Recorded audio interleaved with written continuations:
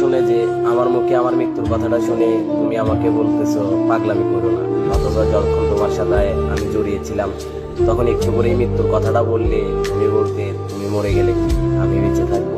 আসলে ড্রাইভার হিসেবে কপালটাই খারাপ। চুপ করেন, এমন করে কেন কথা বলতেছেন? চিন্তা করো না প্রিয়, তুমি চলে যাওয়ার পরপরই নিশ্চুপ হয়ে যাও। বিশ্বাস করো, আজ নিজেকে আটকে রাখতে খুব কষ্ট হচ্ছে।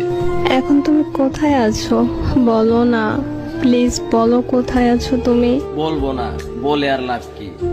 জমের হাত থেকে কি আমায় ফিরাতে পারবে তুমি? মরে যাওয়ার আগে একটা কথা বলে যাই তোমায়, বলো তুমি। নিজের থেকেও বেশি ভালোবাসতাম তোমায়। তোমায় নিয়ে আমার অনেক স্বপ্ন ছিল, তোমার কোলে মাথা রেখে ঘুমাবো।